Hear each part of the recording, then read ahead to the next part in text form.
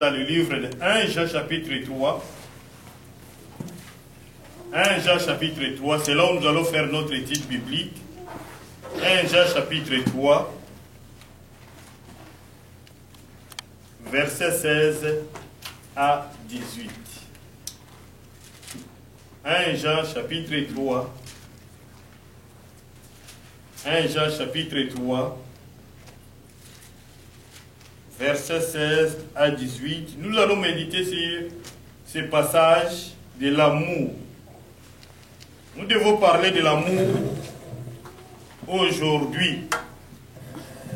Amen. 1 Jean chapitre 3, versets 16 à 18. Est-ce qu'il y a quelqu'un qui a trouvé le passage? Peut nous lire? 1 Jean chapitre 3. Versets 16 à 18. Nous avons connu l'amour à ce qu'il a donné sa vie pour nous. Nous aussi, nous devons donner notre vie pour les frères.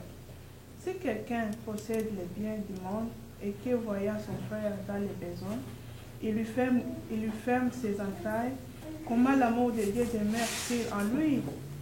Petits enfants, n'aimons pas en parole et avec la langue, mais en action et avec vérité. Amen. Amen. Voilà notre étude biblique qui va concerner l'amour. Je vais vous laisser méditer, regarder qu'est-ce que le serviteur de Dieu Jean nous dit ici.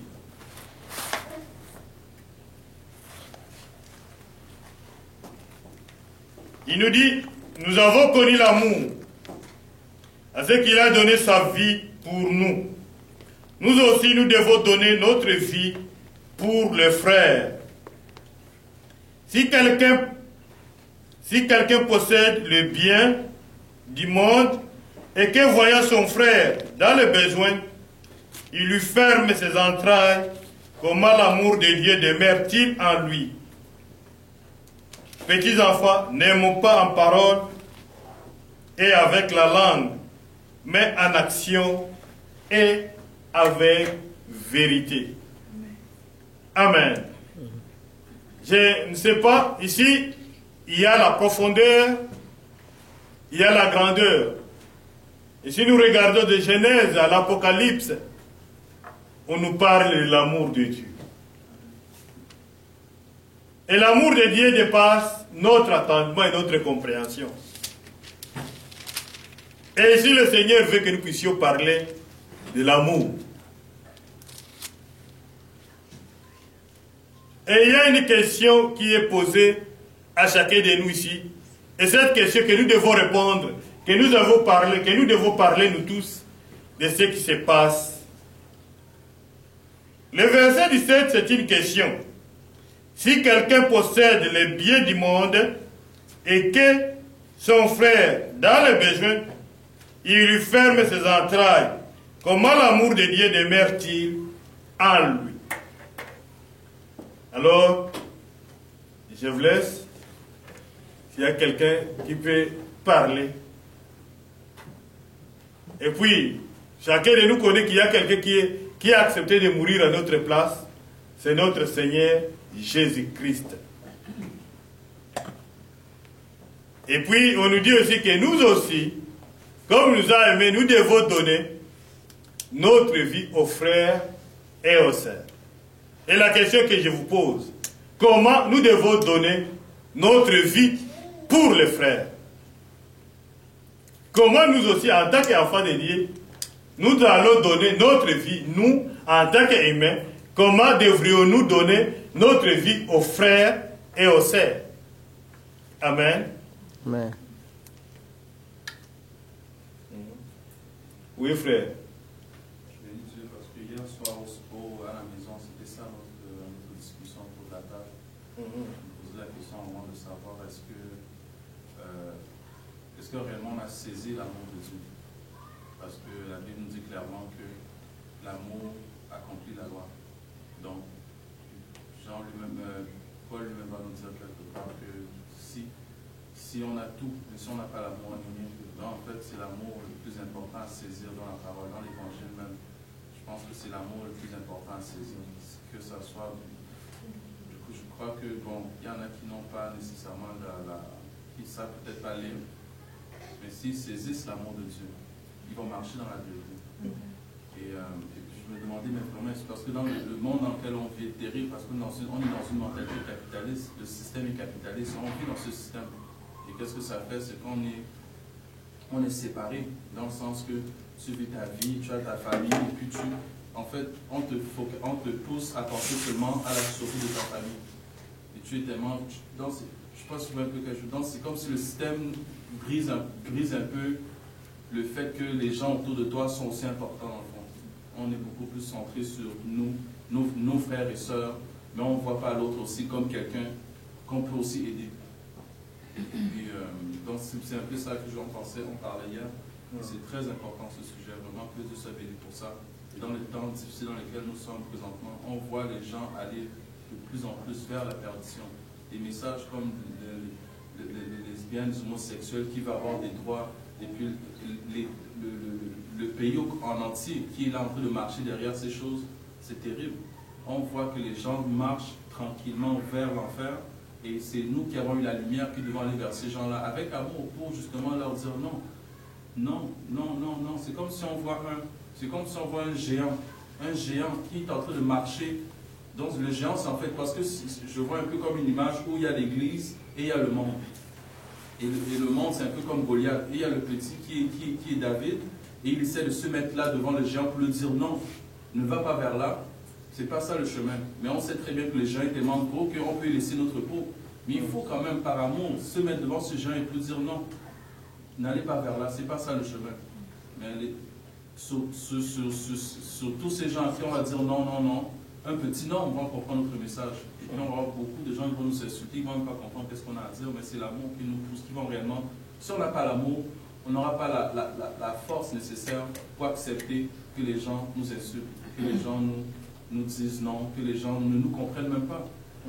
Parce que, en fait, c'est l'amour. Je pensais à ça dernièrement. Depuis une semaine ou deux, c'est juste ça à la maison qu'on parle. L'amour, l'amour, l'amour, l'amour. Et je bénis Dieu vraiment pour ça, parce que les temps dans lesquels nous sommes nous amènent directement à l'amour. Je me donne trop de... Ça, c'est une réflexion. Et c'est important. Si on saisit ça, on va briser beaucoup de barrières. Et puis on va être capable d'aller vers les gens, même vers les homosexuels. Vers ces gens-là, parler vraiment Jésus t'aime. Tu ne sais pas ce que Dieu peut faire dans son cœur. On ne sait pas. Nous, on a juste à parler. Je crois que Dieu peut délivrer un homosexuel et qu'il se remarie même avec des enfants. Ça serait une joie terrible. Amen. Amen. Merci beaucoup, frère, pour votre intervention. Est-ce qu'il y a quelqu'un qui veut ajouter? Nous avons écouté l'intervention de notre frère. Comment elle aussi s'est posé la question à propos de l'amour de notre Seigneur Jésus-Christ, de l'amour de Dieu, qui nous permet d'aller vers les autres, d'aller rencontrer les autres et leur présenter notre Seigneur Jésus-Christ. Amen. Mais il y a une question, qu'est-ce que nous devons faire pour montrer cet amour? C'est une question qui est posée à nous tous. C'est une question qui est posée à chacun de nous. Qu'est-ce que nous, enfants de Dieu, qu'est-ce que nous, on devrait faire pour marcher selon la volonté de Dieu et dans l'amour?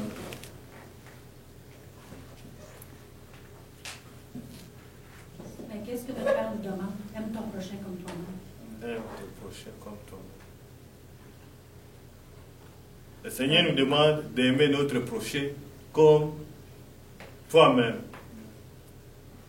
Et ça, est-ce que c'est facile d'aimer un prochain comme toi-même? Qu'est-ce que... L'amour du Père est tellement grand que c'est lui qui va nous guider, qui vient de nous pas tous les jours. Et c'est par son amour à lui qu'on va aimer notre prochain. Parce que c'est lui qui nous guide dans toute sa grandeur. C'est juste de le suivre. C'est pas compliqué.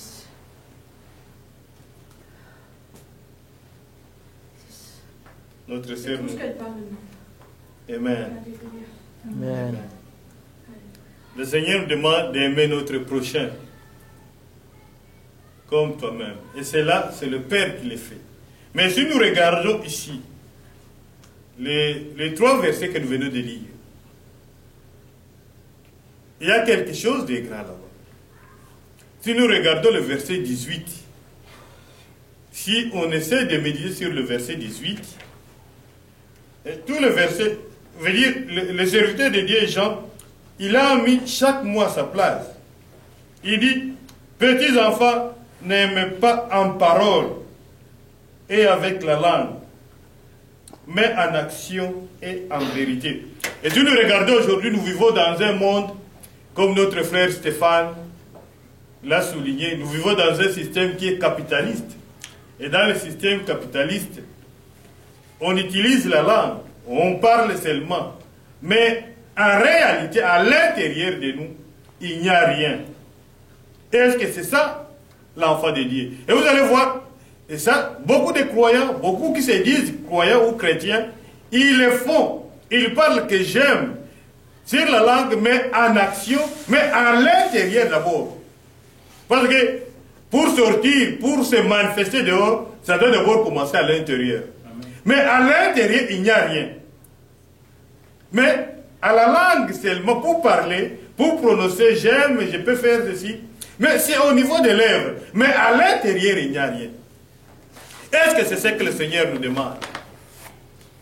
Et pourtant, nous, il faut que ça vienne de l'intérieur, du cœur. Et quand ça va sortir, c'est là que ça va produire des fruits. C'est pourquoi la Bible nous dit ici, en action et en vérité. Est-ce que nous vivons dans la vérité? Parce que si nous vivons dans la vérité à ce moment-là, il n'y aura pas de l'hypocrisie quand nous disons que j'aime mon frère Stéphane. Veut dire, ça va venir de soi parce que c'est la vérité. Je lui dis, sincèrement frère, je t'aime. Et quand je dis sincèrement je t'aime frère, il faut que ça vienne de l'intérieur. Et quand ça va sortir dehors, à ce moment-là, c'est un amour qui est sincère. Il n'y a pas de confusion, il n'y a pas d'autre chose. Mais regardons maintenant tout ce qui se passe dans le monde d'aujourd'hui. Est-ce que nous aimons notre prochain comme nous-mêmes? Ou bien seulement nous faisons de l'hypocrisie pour montrer, pour prononcer des mots, je t'aime frère, je t'aime ma sœur, mais à l'intérieur et en action, pour que nous puissions montrer que notre sœur ou mon frère, je t'aime, ça devient autre chose. Moi, j'aimerais que nous méditions et que nous regardions d'abord ce qu'on peut dire, ce qu'on peut parler. Il y a beaucoup de choses à parler. Oui, frère. J'aimerais qu'on puisse aller dans Romains 3, je pense que c'est le verset 21. Romains chapitre 3.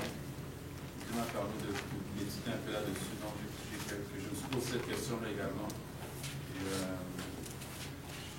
C'est un peu ma conclusion, bien ma compréhension, mais c'est vrai qu'il y a beaucoup de choses à dire là-dessus. Romain, je pense que Paul nous dit que la loi et les prophètes, c'est le témoignage de Jésus-Christ. Je pense que c'est ce verset, c'est ça? Ça dit ceci. Mais maintenant, sans la loi,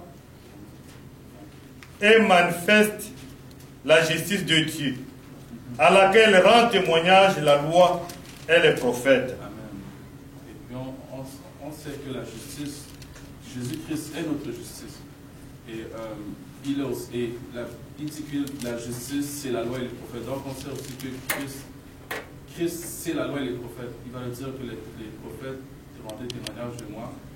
Et c'est comme si Paul nous fait comprendre que dans l'arche, il y avait la loi qui rendait déjà témoignage de Jésus-Christ. Et il y avait aussi les prophètes qui rendaient aussi témoignage de lui. Mais aujourd'hui, Christ, par sa grâce, on l'a en nous. Donc nous-mêmes, on doit être un témoignage de Jésus-Christ. Puisque la Bible va dire aussi que l'esprit de Christ, c'est l'esprit de prophétie. Donc ce témoignage-là, on l'a en nous, dans les vases de terre. Et on peut parler de Christ, on peut dire Jésus est sauveur, mais si notre vie ne témoigne pas Christ, il n'y aura pas de réelle conversion. J'essaie de dire en fait que nous devons vivre Christ pour réellement pouvoir toucher les gens par l'amour de Christ. On ne peut même pas manifester cet amour si on ne vit pas Christ. C'est impossible parce que les gens, le monde se manifeste de l'amour à l'extérieur, mais cet amour-là n'est pas l'amour de Christ. Ce n'est pas le même amour. Ce n'est pas un amour qui touche, ce n'est pas un amour que l'esprit va... C'est pas un amour que l'esprit va accompagner pour témoigner Christ. Je crois que si cet amour de Christ est manifesté, l'esprit touchera le cœur des gens à cause de ce témoignage en fait.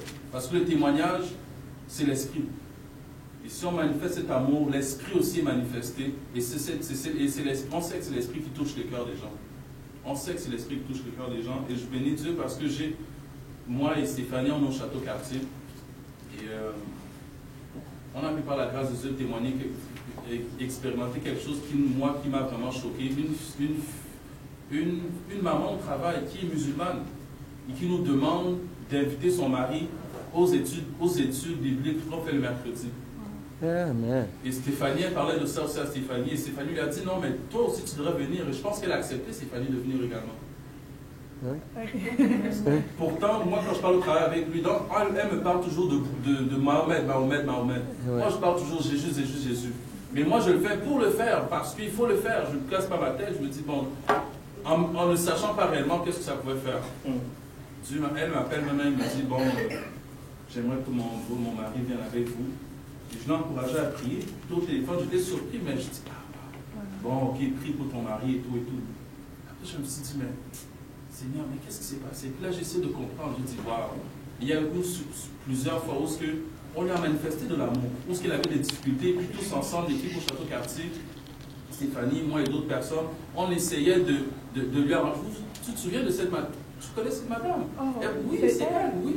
Donc on essaie de l'arranger par rapport à sa difficulté, et ça l'a touché. Et Dieu l'a touché. Je dis, waouh. Et c'est ça que Dieu veut faire. Ne vous lassez pas de faire du bien. Ne vous lassez pas de faire du bien, Paul va dire. Donc, je pense que les actions sont plus... Je pense que les actions parlent beaucoup plus que les paroles. Amen.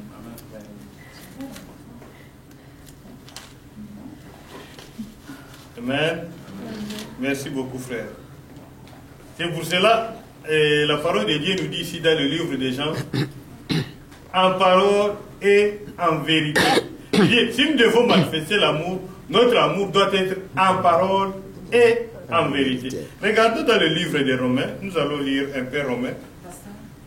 Oui, ma soeur. Est-ce que je peux intervenir? Oui. Par rapport à mon frère, j'ai écouté ce qu'il a dit. Il a dit, bon, je l'ai fait pour le faire. Je l'ai fait pour le faire. Je voudrais simplement ajouter qu'en tant que chrétiens, nous, enfants de Dieu, nous savons à qui est-ce que nous avons affaire. Moi, je sais à qui j'ai affaire. J'ai affaire à un Dieu spécial. J'ai affaire à celui qui a créé le ciel et la terre, les règnes, celui qui est le suprême, celui qui va revenir juger la vivance et les morts, et en qui je serai sauvé. Et j'ai un devoir. Stéphane, j'ai un devoir. Ne dis pas, je l'ai fait pour le faire. Tu sais pourquoi tu l'as fait. Parce que la parole de Dieu te commande, toi, d'évangéliser en tout temps. C'est ta mission. Si tu ne le fais pas, c'est pas bon pour toi. Donc, tu le fais parce que c'est mon devoir de le faire. Et je sais qu'au bout, cette parole qui va aller ne va pas revenir sans avoir accompli la mission dans la vie de la personne. Alléluia. Donc, tu dois faire en connaissance de cause. Lorsque nous c'est ça l'erreur des chrétiens. C'est ça aussi l'amour. Est-ce que nous avons un plein amour pour Dieu, de sorte qu'on puisse y aller jusqu'à la croix pour lui? C'est ça. Donc, ce que je veux dire, c'est quoi? C'est que lorsque nous allons faire les études, nous allons à l'amour. Et nous savons pourquoi est-ce que nous y allons. C'est pour leur salut. Nous savons aussi que cette parole a une puissance. C'est ça. Je sais que cette parole a une puissance. J'y vais. Ce n'est pas moi qui œuvre, c'est Dieu qui œuvre. Il œuvre. Et Dieu est amour. Il va accomplir cet amour dans le cœur de la personne. Donc, sachons ce qui nous sommes d'abord. Je sais que je suis chrétienne. Et nous devons être fiers, parce que la parole de Dieu dit, enorgueillissez-vous en moi. Amen. Soyez fiers. C'est-à-dire, exultez de joie. Soyez orgueilleux. Oui, je suis enfant de Dieu. Ça, tu dois t'enorgueillir en lui. Parce que c'est en lui que pleinement tu te ressources. C'est en lui que tu as toutes choses. C'est-à-dire que toute ta vie revient à Dieu. Ton existence est à Dieu. Ta fin, c'est en Dieu. Ton salut, c'est nous sommes vraiment spéciaux. Nous savons ce que nous faisons. Maintenant, revenir à cette histoire d'amour, il y a plusieurs types d'amour. Il y en a plusieurs. L'amour paternel, l'amour maternel, l'amour filial, l'amour fraternel. Il y a l'amour platonique, aimer simplement pour aimer. Il y a l'amour de Dieu. Cet amour agapé. L'amour qui est fusionnel avec Dieu. C'est très important. Si tu es chrétien, que tu n'as pas encore appris à cet amour-là, où tu vas être persécuté et puis tu vas être quand même heureux d'être persécuté, tu n'es pas encore chrétien. Tu n'es pas encore chrétien. Donc, nous devons chercher à tendre vers cet amour. Amen. Quand je vais annoncer l'évangile, on me dit, allez toi, quitte devant moi. Ou qu'on rabroue Dieu, tu souris. Seigneur, je te confie ce que j'ai commencé. C'est toi qui l'as mis en moi, que je le commence. Achève ton œuvre, je vais ailleurs. Donc, il y a plusieurs types d'amour, mais soyons dans cet amour fusionnel avec Dieu, de sorte que nous-mêmes, nous ne rétrogradons pas. Amen. Merci beaucoup, ma sœur. Merci beaucoup. Regardons dans le livre de Romains, chapitre 12. Lisons chapitre Romains, chapitre 12, versets 9 à 15. Romains 12, s'il y a quelqu'un qui a trouvé, il peut nous lire. Sans oublier le passage que nous avons lu de 1 Jean chapitre 3, là où on nous parle des deux mots, en action et en vérité. Veut dire notre amour doit être sincère, doit être en vérité. Ce n'est pas l'amour par hypocrisie. Et ici, le serviteur de Dieu, Paul, est en train d'écrire aux Romains. Il parle de quelque chose ici, à propos de l'amour. Romains chapitre 12, versets 9 à 15. Est-ce qu'il y a quelqu'un qui a trouvé pour nous? Que la charité soit sans hypocrisie. Ayez le mal en honneur. Attachez-vous fortement au bien. Par amour fraternel, soyez pleins d'affection les uns pour les autres. Par honneur, usez des prévenances réciproques. Ayez du zèle et non de la paresse. Soyez fervents d'esprit, servez le Seigneur. Réjouissez-vous en espérance, soyez patients dans l'affliction, persévérez dans la prière. Pourvoyez aux besoins des saints, exercez l'hospitalité. Bénissez ceux qui vous persécutent, bénissez et ne maudissez pas. Réjouissez-vous avec eux qui se réjouissent, pleurez avec ceux qui pleurent. Amen. Merci beaucoup, frère. Si nous regardons très très bien, c'est vraiment comme notre sœur vient de nous dire, il y a l'amour agapé, il y a l'amour philéon, et il y a l'amour éros, agapé et philéon. Les trois amours, l'amour qu'on demande d'être, c'est l'amour agapé avec notre Seigneur Jésus-Christ. Et ici, nous voyons au verset 9, le serviteur de Dieu est en train de dire que l'amour, la charité, doit être sans hypocrisie. Et c'est ça qu'on nous recommande, nous en tant qu'enfants de Dieu. Notre amour, quand nous manifestons l'amour envers une tierce personne, ça doit être sans hypocrisie. Ça doit être sans hypocrisie. Veut dire, un amour sincère envers mon frère, envers ma soeur. Veut dire, un amour qui ne vise pas des intérêts. Parce qu'aujourd'hui, dans le monde actuel, nous le voyons même dans des églises. Si quelqu'un te dit que moi je t'aime, ma soeur, il y a un intérêt peut-être qui est sous la table qu'il est en train de rechercher. Mais ici, le Seigneur nous demande que nous ne devons pas avoir cette mentalité d'avoir, quand tu exprimes que tu aimes quelqu'un, mais à l'intérieur de toi tu ne l'aimes pas, c'est parce qu'il y a un intérêt que tu es en train de rechercher. Et ça, ce n'est pas l'amour de Dieu. Et ici, au verset 9, on dit que l'amour doit être sans hypocrisie. Nous voyons qu'il y a beaucoup de gens qui sont des hypocrites. Il va te montrer qu'il est avec toi et pourtant il n'est pas avec toi. Que le Seigneur nous excuse. Que le Seigneur nous pardonne. Comment maintenant, nous, en tant qu'enfants de Dieu, nous devons être? Comment nous devons nous comporter? Comment nous devons marcher en exerçant cet amour envers le bien-aimé?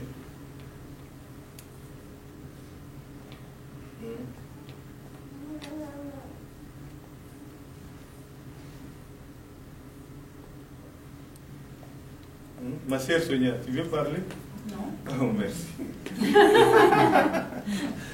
Pour une fois, je suis silencieuse, laisse-moi. Ah! Ça va m'ouvrir la bouche. Il y a juste une petite parole qui nous vient. Oui, ma sœur. Au niveau de. Parce que, juste pour reprendre, en fait, tu as dit ça me revient, puis c'est pour cela que je le dis.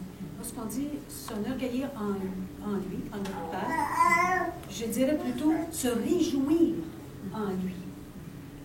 Parce qu'il me montre que lorsque Job s'est enorgueilli, puis il aimait l'Éternel, il l'a vécu à travers de toutes les épreuves qu'il a vécues. Donc, plutôt, puis qu'est-ce qui s'est repenti? De cet orgueil-là. D'un orgueil, autrement dit. Je tasserais plutôt l'orgueil, puis je dirais plutôt, je me réjouis en toi, Père, de tout ce que tu fais, de ce que tu te révèles à travers de moi, de ce que tu me donnes d'être témoin pour toi dans ton amour.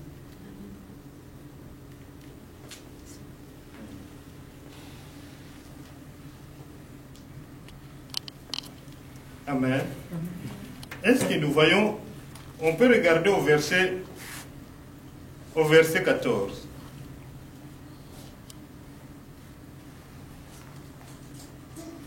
Verset 14, qu'est-ce qu'on dit? Bénissez ceux qui vous persécutent et bénissez et ne maudissent pas.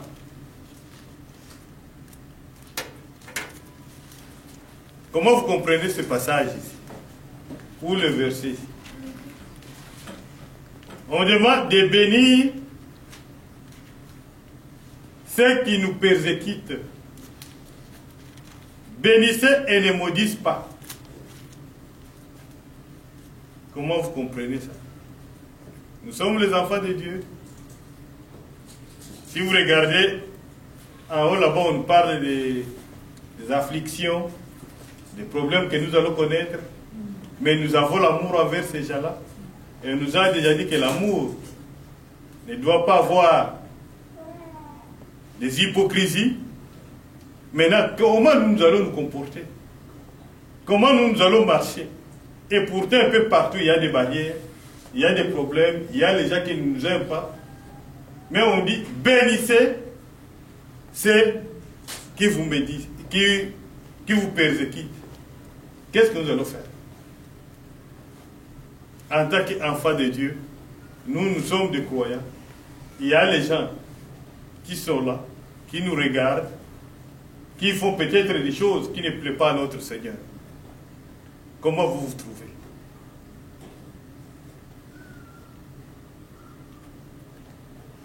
Ici, comme au verset 9, je vais encore le commenter. Que la charité soit sans hypocrisie. Et puis il dit, ayez le mal en horreur. C'est cette phrase de la fin. Même si je l'aime, mais la parole me dit d'avoir le mal en horreur. Ça veut dire que je ne dois pas m'appuyer, je ne vais pas accepter ce qu'il dit.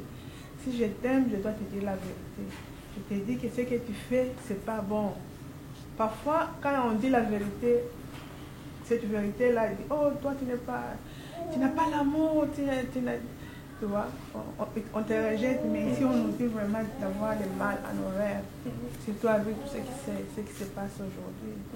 Ça, c'est l'une des caractéristiques des gens qui ont l'amour de Dieu. Parce qu'il y a l'amour de Dieu, puis il y a l'amour du monde.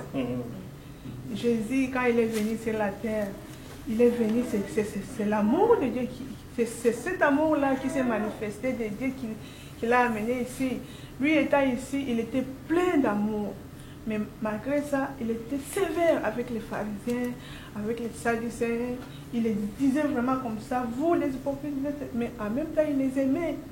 Mais il était vraiment sévère avec ça. Merci beaucoup. Ce qui nous aide, oui, ma soeur. Ce qui nous aide à mieux aimer, autrement dit, par la puissance de son Esprit Saint. C'est lorsqu'on les regarde, on regarde les gens, on regarde l'être humain, mais lorsqu'elle nous persécute ou quoi que ce soit, c'est de voir ce qui est à l'arrière de ça. Donc, tu es capable d'aimer une personne, puis tu vois plutôt qu'est-ce qui est à l'arrière qui vient, autrement dit, agir à travers. Lorsqu'un moment donné, oui, qui pousse la personne à agir. Quand que notre Sauveur a dit, en arrière, Satan, il dit ça à Pierre, c'est qu'il exactement. Par contre, son amour envers Pierre, c'était là, c'est ça. Donc, c'est plutôt de regarder ce qui est plutôt là pour nous aider. Donc, ça nous aide, mais en même temps, ça permet à l'Esprit Saint de nous communiquer, plutôt de nous penser, prendre le dessus sur ça, de dire, ah, ben, vous voyez, ça, à place de regarder, il dit, ne regardez pas, autrement dit, ce qu'on voit à l'extérieur, mais regardez plutôt plus loin que ça. Ah, l'Esprit Saint va nous le montrer. Mais il faut se positionner de dire, l'Esprit Saint montre. Donc, autrement dit, ne réagis pas par rapport à la réaction d'une personne ou ce qu'une personne va dire. Il est plutôt avec la l'humilité des paroles d'amour, mais de plutôt de voir la personne elle-même. Mais de reconnaître ce qui est à l'arrière. C'est ce qui nous permet de continuer à marcher dans son amour, de se réjouir, de dire, lorsqu'on est persécuté, je te glorifie. Mais en même temps, ça produit en nous, au-delà de ce que même on peut pas s'imaginer. J'ai passé à travers d'une épreuve à un moment donné. Je ne m'attendais pas à cela. Puis la personne était prête à me sauter en pleine face. Une date. J'étais... Là, tout à coup, c'est là, je me suis à côté et je n'ai pas parlé parce que mon tête, elle aussi, ça avait rapport avec ces choses à lui. La personne, là, tout de suite, j'ai vu l'ennemi s'élever en elle. Il m'en voulait. Pas très. Puis l'Esprit Saint dit, maintenant, ne dis plus rien. Prie pour elle, puis écoute-moi. Laisse arranger pour le moment. Par contre, lorsque je suis de retour à la maison, je vous dis, l'Esprit s'est élevé en moi, il y avait des pleurs pour cette personne-là. C'est seulement son amour qui peut nous amener à ce point-là, de pleurer pour cette personne-là, de pleurer pour cet homme-là, parce qu'elle ne voit pas, elle est aveuglée. Nous, on pleure pour le salut de cette personne-là. Devine à qui la victoire, on le sait, hein? C'est notre Sauveur. Oui. Vraiment.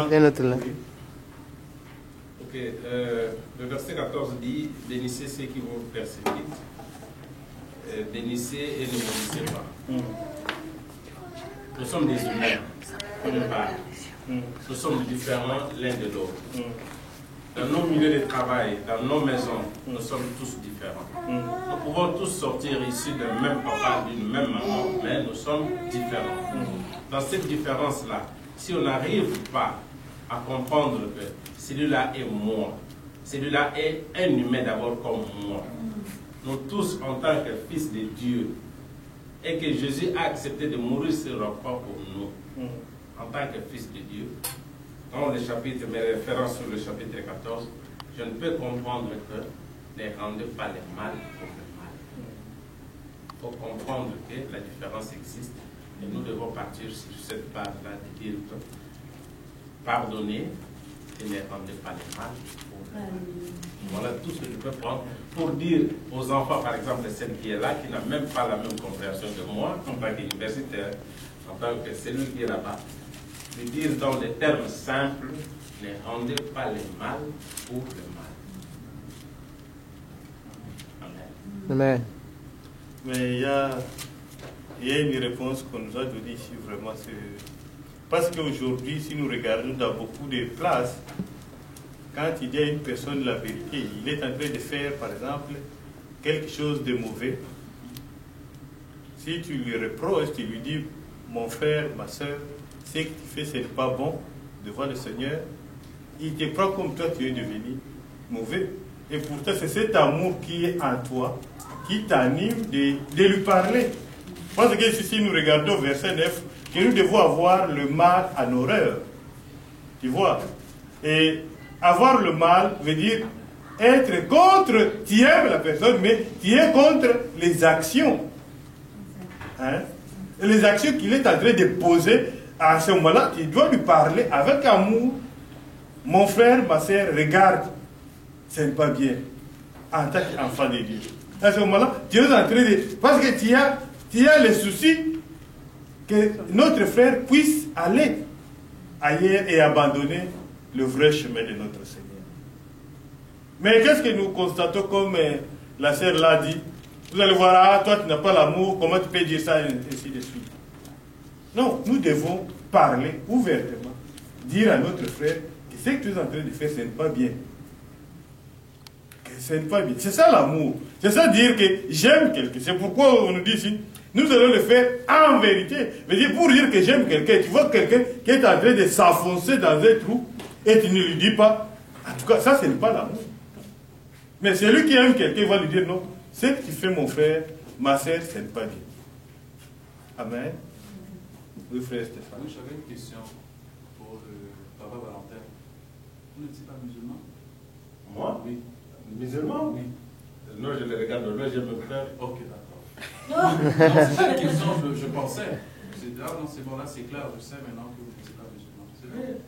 Moi, je viens vraiment dans la région où le christianisme est implanté de base. C'est-à-dire que les musulmans, nous, on les regarde de loin. D'accord, mais il y a pas beaucoup de musulmans de ce que vous venez. Pardon? Il y a beaucoup de musulmans de ce que vous Rien du tout. Non. Non. Non. Donc, c'est dans la région où le christianisme est le numéro 1. Mais le pays, Dans le pays, Non. non plus. Non plus. ok, c'est bon. Ouais. Ok. Ça, là c'est clair. Et même les protestants, on les regarde de loin. Ok. Et même dans ma famille, moi je prie avec les protestants, mais on est vraiment catholique. Catholique, ok. D'accord. Et mon commentaire était aussi que, oui, par rapport à dire à la personne qui fait du mal, tu fais mal, il faut, par exemple, juste une correction, le païen n'a pas besoin qu'on lui dise tu fais mal. Il a besoin de l'amour du Seigneur. Parce que le païen ne comprendra pas cette parole en disant tu fais mal. Il ne saisira pas. Oui. Et maintenant, le chrétien qui fait mal, tu dois le reprendre. Parce qu'il a connu la vérité. Mais s'il ne comprend pas quand tu lui dis tu fais mal, la Bible nous dit considère-le comme un païen. Parce qu'il n'a pas connu le Seigneur. Donc c'est un peu cette... Parce que des fois, je l'ai fait personnellement. Ah non, ils se braquent sur la défensive. Il faut juste qu'on leur manifeste l'amour. C'est qu'ils viennent au Seigneur, ils ont compris en fait que ils ont compris certaines choses. Celui qui est en Christ a compris certaines choses. Il connaît le bien et le mal. Voilà. Amen. Là, j'ai donné la différence. Je veux dire, envers les païens, ce n'est pas la même façon que nous allons nous comporter avec quelqu'un qui connaît le Seigneur. Paul dit même que le jugement est dans la maison. Voilà. Le jugement, nous, ceux du dehors. Voilà. C'est Voilà. dans la maison. Pour les païens, nous allons leur montrer l'amour de notre Seigneur Jésus-Christ. Pour les athées qui viennent aussi goûter ce que nous, on a goûté. Hein? Alors, mais quelqu'un qui est de la maison, Tu le reprends sévèrement. Là, vraiment, tu fais ton travail. Amen. Et c'est ça l'amour qu'on nous recommande. C'est ça l'amour vraiment qu'on nous recommande. Pour un frère, une soeur qui est dans une voie qui n'est pas bonne, si tu ne parles pas, vraiment, tu as fait une mauvaise chose. Je veux dire, quelqu'un qui aime son frère, quelqu'un qui aime sa sœur, veut dire, nous devons nous entraider mutuellement. Nous devons nous entraider mutuellement. Veut dire, chacun de nous doit être le gardien de l'autre. Voilà. Veillez, nous devons veiller. Tu vois quelqu'un, non, frère, regarde la voie, ainsi de suite. Et c'est ça la communion fraternelle. Et c'est ça l'amour qu'on nous recommande de faire. Mais si vous regardez, même si nous traversons des situations tellement difficiles, et dans le verset-ci de Paul, il dit persévérer dans la prière. Veut dire, lui-même, il savait que c'était tellement difficile. Mais que nous devons aussi, pour être victorieux ou victorieuses, nous devons persévérer, veut dire rester toujours attachés à la prière. Et la prière nous amène à la communion avec notre Dieu. Veut dire, la prière nous amène, si on était loin, on se rapproche avec notre Dieu. Amen. C'est pourquoi on dit, nous devons persévérer dans la prière. Et la persévérance dans la prière, ce n'est pas une chose facile. C'est un devoir pour chaque enfant de Dieu. Nous devons persévérer dans la prière. Peut-être que tu peux parler à un frère. Tu lui parles. Mais c'est ton devoir, après avoir parlé, d'aller vous agenouiller, présenter le frère au Seigneur. Seigneur, regarde mon frère, regarde ma soeur. Je lui ai déjà parlé de toi. Je lui ai déjà parlé de cette voie qu'il est en train de prendre. Seigneur, moi je ne peux rien, mais toi, tu peux l'aider à sortir dans ce chemin-là. C'est nous qui devons prier. Nous devons rester toujours dans la prière. Et la prière nous met en communion, en intimité avec notre Dieu. Hein? C'est pourquoi la Bible nous dit, priez sans cesse. Merci ma sœur Seigneur. C'est à toi. Il y a un autre côté aussi de bénir notre prochain. Amen. Il y a le côté spirituel dont on parle, le pardon, la prière, reprendre quelqu'un, c'est le côté spirituel. Mais il y a le côté physique aussi. Parce que Yoshua, il a dit, si je te demande de l'eau, puis tu m'en donnes, c'est à moi que tu le donnes. Je t'ai demandé de l'eau, tu m'en as pas donné. Ça, c'est physique. La femme qui est allée voir, c'était-tu un prêtre, quelqu'un, puis elle demandait en pleine nuit pour le pain, le juge, oui. Puis ça, c'est la même chose entre nous, c'est physique, ça, le pain, elle avait besoin de ça. Fait qu'il y a vraiment le côté physique et spirituel qui doivent être comblés. Et c'est ce que nous avons lu dans le livre de 1 Jean, chapitre 3, au verset, je pense, 16 ou 18. Hein, si vous regardez là, on dit, ce n'est pas seulement à l'âme, mais ça doit être aussi en action. Hein? Ça doit être en action. Vous voyez que l'autre vraiment est affamé, tu lui dis partez, non, il n'y a rien. Et pourtant, il y a quelque chose que tu peux lui offrir. Je veux dire, notre amour, ça ne sera pas seulement au niveau des lèvres. Et en action aussi. Il faut le manifester. Par exemple, il y a un frère, non, une sœur, qui partait à l'église. Il attendait l'autobus. Il attendait l'autobus pour aller à l'église. Il y a une autre personne qui va à la même assemblée, qui passe, qui voit le frère en train d'attendre l'autobus, et c'était pendant la période de neige, qui est en train d'attendre, qui passe avec sa voiture, il voit la sœur, mais il ne l'amène pas. Au lieu de l'embarquer parce qu'il voit à la même place, non, il les laisse là-bas en train de geler. Il continue sa route. Mais nous, enfants de Dieu, tu as déjà vu votre sœur, et la sœur t'a vu. Pourquoi ne pas vous arrêter, ma sœur, entrer dans la voiture pour qu'on aille prier ensemble? Mais tu les laisses, que l'autre attende là. Non. Le point que notre sœur, mais ça doit être aussi physique aussi. Tu vois notre frère, peut-être il manque ceci, il manque la nourriture. Et toi tu en as. Aide-les. Je veux dire, ça ne sera pas l'amour seulement au niveau des lèvres, mais ça doit être dans la manifestation et dans les actions. Merci beaucoup, ma sœur. C'est comme ça que nous, les enfants de Dieu, nous devons rester unis dans toutes choses. C'est pourquoi, à l'église primitive, il n'y avait pas quelqu'un qui disait qu'il est pauvre. Tous, ils étaient vraiment très contents. Parce que chacun amenait quelque chose et on distribue suivant les besoins de chacun. Tout, pourquoi il doit amener? C'est parce qu'ils étaient animés d'un amour inébranlable qui était à l'intérieur. Même si il voyait seulement, ce n'est pas question de dire, bon, il regardait tel, il a besoin de ceci. On n'a pas besoin de parler ou de battre les tambours pour qu'on amène. Quelqu'un qui voyait, bon, mon frère doit être dans les besoins. Il a besoin de ceci. Et moi j'ai ça. Et peut-être j'ai deux. Pourquoi ne pas donner un au frère? Pourquoi ne pas donner un à la sœur? Et il va louer Dieu. Et là, tu as déjà aidé, comme tu as dit, un verre d'eau. Le Seigneur est content si tu donnes au plus petit. Et c'est ce qui nous manque aujourd'hui. L'amour ne regarde pas l'intérêt personnel. L'amour regarde l'intérêt de nous tous. Et quand nous voulons évoluer avec l'amour, nous devons regarder d'abord l'intérêt du voisin, l'intérêt de mon frère, l'intérêt de ma soeur. Et toi, tu peux ne pas regarder votre intérêt, mais regarde d'abord l'intérêt d'un ami. Que Dieu nous bénisse. Amen.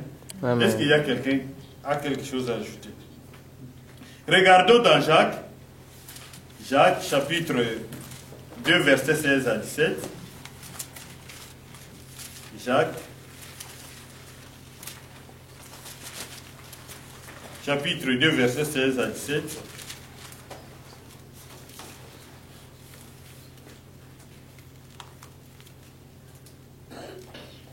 On peut commencer à 15, hein. On peut lire 15 à 17. S'il y a quelqu'un qui a trouvé, peut nous lire.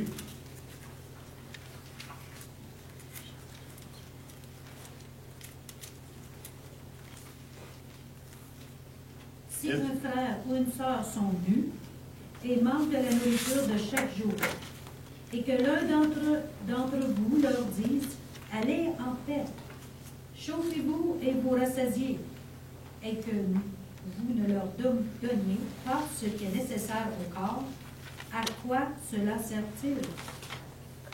Il en est ainsi de la foi. Si elle n'a pas les œuvres, elle est morte en elle-même. Amen. Amen. C'est ce que Sonia vient de nous dire ici. C'est ça la parole de Dieu. Vous voyez ton frère qui est nu. Il a faim et tu as la nourriture dans la maison. Tu ne donnes pas à votre frère. Tu dis, vas-y t'échauffer. Vas-y souffrir. Vas-y manger l'air. Non, c'est pas bien. L'amour doit être en action. Que Dieu nous aide. Amen. Que Dieu nous